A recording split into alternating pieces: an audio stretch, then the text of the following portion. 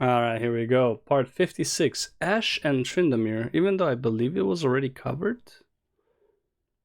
Or I think it was covered as a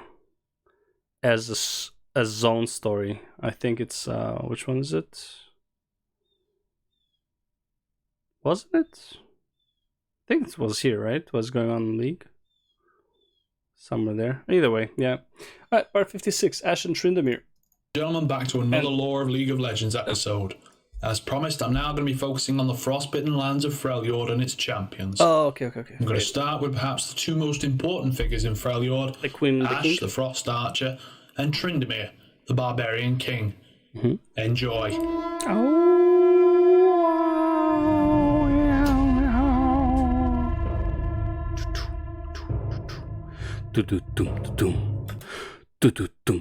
Terminator music. Freljord cannot be considered a traditional city-state. For centuries, its lands have been populated by the people of three large tribes who've been living in constant conflict between each other. A conflict that is dated back to the mythical War of the Three Sisters, in which the leaders of the three tribes, the daughters of an old king, fought for domination and the right to rule. Their efforts were, however, not enough. The tribes couldn't unite, and none of the sisters could become the new queen. The many reasons behind the conflict have been long forgotten, yet the animosity between... Look at the nerf on Ash. That is some serious nerf. No top, no bottom. Spray on flat surfaces, you know? Also, what is that stance? Is that the right leg forward? Oh, I guess it's covering her butt then. Between the tribes remains firm. They were unprepared to trust anyone except their own tribe. Fair enough. The harsh ice-covered lands of Freljord were an unforgiving place. One mistake could cost you your life. Oh no. Ash is a direct descendant of Avarosa, one of the three legendary sisters. She was destined to become the new leader of her tribe just as her ancestor did before her. The connection between the two was clearly visible to all. Ash mirrored her ancestor's mastery of the bow that has given the name of her people, the tribe of the Frost Archer. Through her skills and training, she has earned that respected title. But Ash is more than just an archer. She's a princess to her people, and a good one at that. Oh. Skilled and graceful within the court, the beautiful girl had made herself a lot of friends. Friends, however, are not enough to protect a princess from assassination attempts coming from rival tribes. Ash has survived many of these attempts on her life, and as such she never lets her guard down. She came to the Institutes of War seeking to serve as a champion in the League of Legends to earn prestige and influence. This would allow her to bring peace to her realm. She was tired of the constant struggle between the tribes and was never afraid to talk about it. This has caught the attention of many people, not only in the League of Legends, but her homeland as well. Why the League of Legends? Princess Lysandra of the Ice Dervish tribe has heard the words of Ash. Oh man, so okay. So Lysandra has a different story here, I guess. Though then again, what Necrit was saying about Lysandra doesn't really negate her past. That just that she was a powerful ice sorceress with her own following, but wasn't she like kind of like godly as well? Yeah. And remembered them. When Lysandra's mother passed away and the young princess had been crowned, she shocked the people of her tribe by announcing that she was going to swear fealty to the tribe of the Frost Archer. Dude, I wonder if like Lysandra's gonna be part of a raid where it's like she's the keeper of the Void Gate and then you defeat her and then you defeat the Void Monstrosity under the Frey Lords. That would be kind of cool. And Princess Ash. While the response to this gesture has been received positively from the Ice Dervish and Frost Archer tribes, boosted again. The third tribe was less than keen on the idea. Princess Sejuani has taken her tribe and run deeper into the mountains. Man. How's Sejuani a princess? Look at her. Come on. Where she could hide from unwanted attention.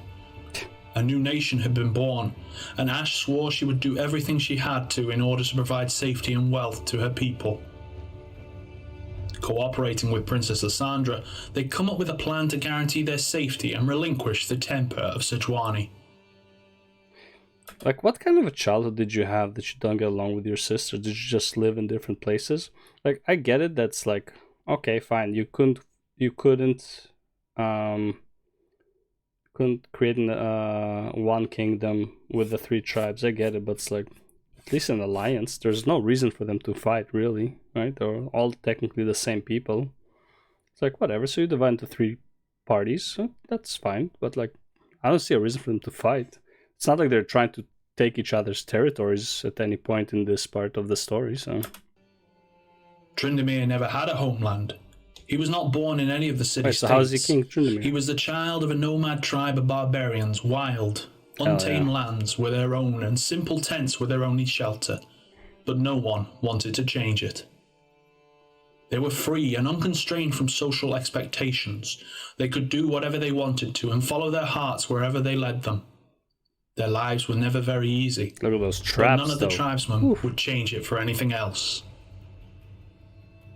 Tryndamere, born in one of the tribes of the north, had been recognized with great potential since the earliest of his days. Like his father before him, he quickly learned how to fight with a sword, but also how to work for the tribe. Bro, this sword needs to be a transmog in the game. Or like something similar. That is such a cool, badass looking sword. God damn. He was enthusiastic and eager to work. He rarely complained, seeing every task as an opportunity to improve his strength and skill. It quickly became clear to everyone that Tryndamere would eventually become one of the tribe's most valuable warriors. Not only because of his potential, but also the raw determination that he always seemed to possess.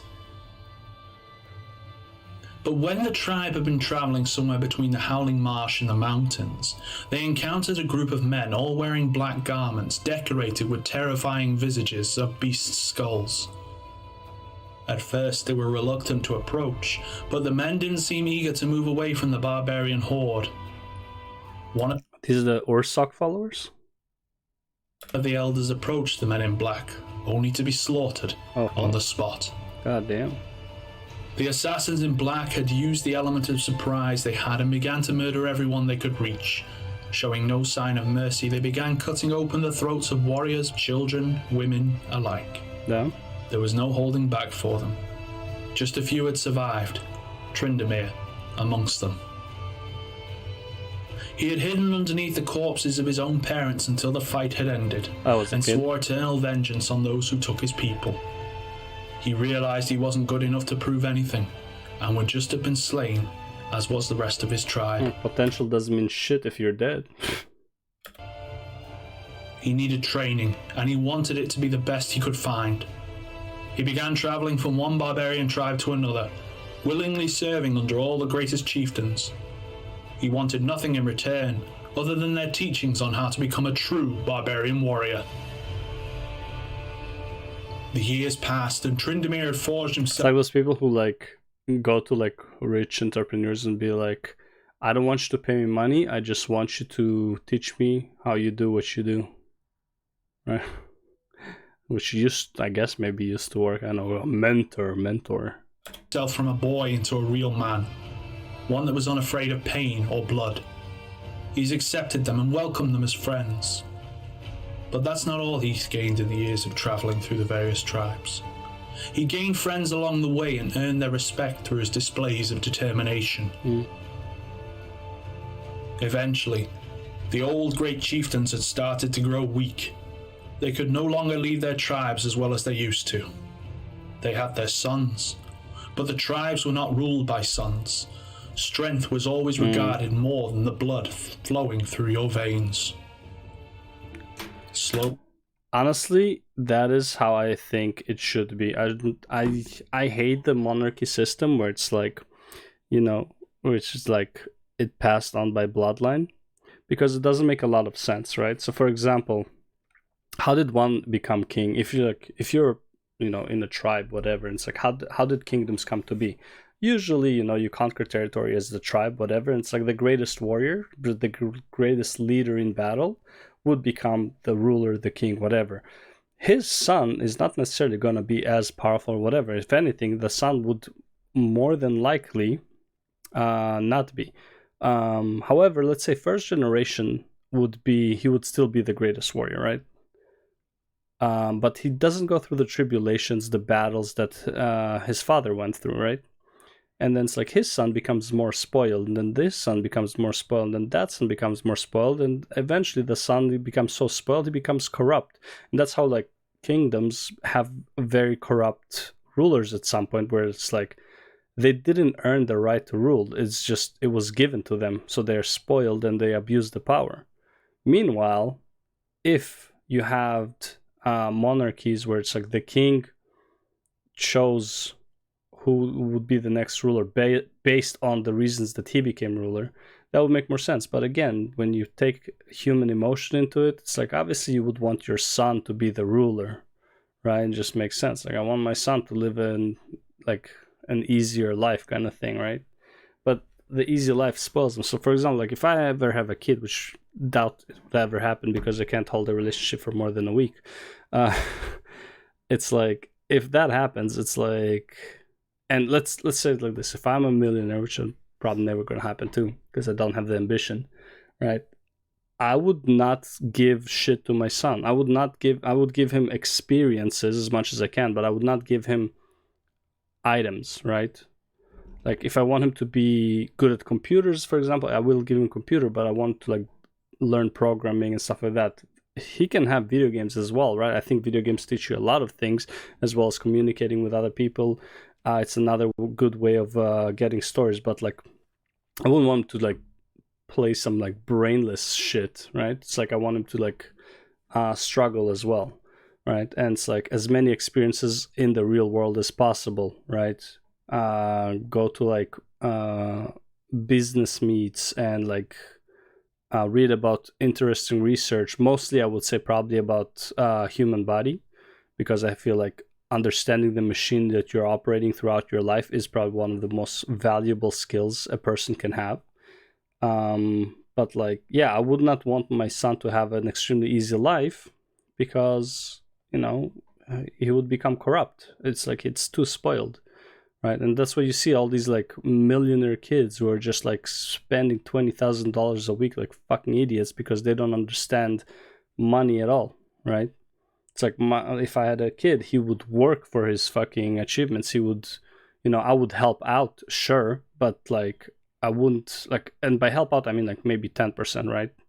Or it's like, you know, he wants to buy a house in order to like rent it out or whatever, right? I'll be like, okay, work for the money, right? And I will help you out with other shit that has to do with it, or like I'll give you like the a certain investment, but at the end of the day he would still have to pay me back the investment, probably with no interest. But you know, it's like you can't just get shit for free, right? If you get shit for free, you become very spoiled and eventually corrupt, right? I do have a firm belief that's like treating your kids more like how would you say it, like more like projects instead of like pets is probably a better. My usage of words is really bad here. It's not like project in the sense that's like, you know, very emotionless, and it's not like pets as in like you treat them like, you know, they have no faculties at all, right? Kind of like how your cats and dogs don't really have faculties. They do what you tell them for the most part. Well, cats kind of shit wherever they want, but but yeah, but I hope I made the point pretty clear. But yeah, I'm really against spoiling people. I'm all for people actually like struggling through stuff, and when they really need the helping hand, that's fine to give it to them, but not before they need it. Like you want people to actually struggle, because that develops character, right? They work for what they get, instead of just having it handed to them. Same with like CEOs handing over companies to their kid, but the kid knows nothing about business. Why would you do that? Slowly, one after another, the barbarian leaders passed their tribes into Trindamir's hands, allowing him to form one of the biggest barbarian hordes that Valoran had ever seen. Yeah. Trindamir has joined the League of Legends to ensure that his people maintained a voice in Valoran. Okay, fair but enough. Soon enough, he achieved much more than he'd ever hoped for. Fucking killed everyone. Ashe, the young princess of Freljord, approached the barbarian asking for his aid. Tryndamere and his barbarian horde were to guard the newly formed alliance of Freljord from Princess Sejuani's advances. Mm-hmm. Tryndamere agreed, but not as a selfless act. Of course. He hoped to form a greater alliance that would allow his people to call Freljord their home. Makes sense.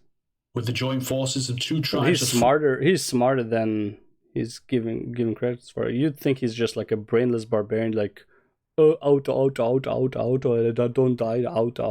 Like, he's a lot smarter than he's given credit for, as far as like you understand about him in the lore. Because he just looks like just an angry barbarian, just an angry berserker. But like, he's way smarter than that, it seems like. Freljord and Tryndamere's barbarian horde, the newly formed army had become a force to be reckoned with. Yep. The third princess didn't seem enthusiastic to attack, and the League of Legends had to acknowledge the power that Ashe's nation had gained, giving it the status of a true city-state. That's cool. Following its admission into the League, Freljord had to have a queen, and who better of a candidate than Ashe? To seal her agreement with the barbarians, she chose Tryndamere as a king and co-ruler of Freljord. Queen Ashe has gained the United Nations she'd always dreamt of, and Tryndamere has given the people a voice in the world and an opportunity to prove themselves as proud noble warriors. See, this is probably the epiphany of political marriage, where it's like both sides benefit tremendously, and they're probably going to have really, really good-looking babies. And that, ladies and gentlemen, is all I have for you in this episode. Alright, that's cool. This is probably one of the more developed lores that make sense and are rather satisfying to listen to. I would actually I would prefer this over Arcane, for example, as a story. I would love to, because has a lot of war, violence, character development, all that shit that goes into this. By the way, I hope Tryndamere finds the assassins and all that stuff. Like, maybe he will become Batman. But yeah, this is such a much better story than Arcane. It's like, I just fucking don't like Arcane. Not as a show, I just don't like I don't care about the characters, man. Anyways, yeah, that's the Ashe Tryndamere, part 56. We'll go to part 57. Let's go.